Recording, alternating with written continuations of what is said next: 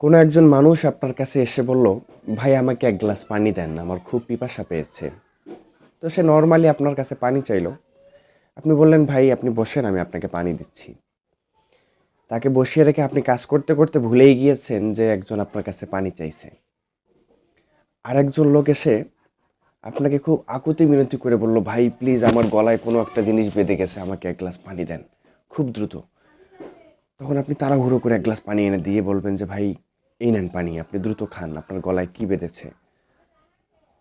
দেখেন, দুইজনই কিন্তু আপনার কাছে পানি চেয়েছে। একজনের কথা আপনি ভুলেই গিয়েছেন, আর একজনকে আপনি তাড়াহুড়ো করে পানি এনে দিয়েছেন। এর কারণটা কি জানেন? চাওয়ার ভঙ্গিমা ছিল আলাদা। তবে চাওয়ার ভঙ্গিমা যদি আলাদা হয়, দেওয়ার গতিও কিন্তু আলাদা হয়। আপনি আল্লাহ পাকের সামনে দাঁড়িয়েছেন নামাজে, দাঁড়িয়ে বলতেছেন, ইয়াকা নাবুদু ওয়া ইয়াকা নাস্তাইন ইহদিনাস সিরাতাল মুস্তাকিম। তো এটা কিন্তু চাওয়ার ভঙ্গিমা না।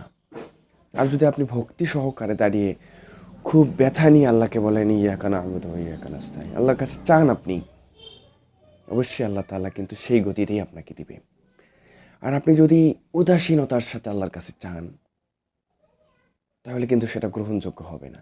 আপনি হাত উঠিয়ে যদি হৃদয়ের গহীন থেকে আপনি আল্লাহকে বলেন, আল্লাহ আমি ভুল করেছি, পাপ করেছি, অন্যায় করেছি, আমাকে আপনি মাফ করে দেন, আল্লাহ তাআলা অবশ্যই আপনাকে মাহরুম করবে না।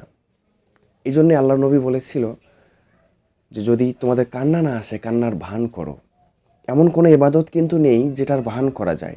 শুধুমাত্র কান্নার ক্ষেত্রে নবীজি বলেছে যে, কান্না না আসলে কান্নার ভান করো, ভিতর থেকে ব্যথা নিয়ে আসো, অনুতপ্ত হও, এরপর আল্লাহর কাছে মাপ চাও। এই জন্য ভাই, চাওয়ার ভঙ্গিমাটা বদলাতে হবে। যখন নামাজে দাঁড়াবেন, দুনিয়ার সব চিন্তা ভাবনাকে মাথা থেকে আলাদা করে শুধুমাত্র আল্লাহর সামনে দাঁড়িয়েছেন এই চিন্তা নিয়ে আপনি আল্লাহর সামনে খুব মনোযোগ সহকারে যা চাওয়ার চাইবেন। আর নামাজ হচ্ছে পাওয়ার একমাত্র সবথেকে বড় মাধ্যম। সেজদা, আপনি সেজদার মাধ্যমে মহামূল্যবান জিনিস লাভ করতে পারেন। প্রিয় ভাই, আপনার চাওয়ার স্টাইল যেরকম হবে, আল্লাহ পাকের দেওয়ার গতিও কিন্তু সেরকম হবে।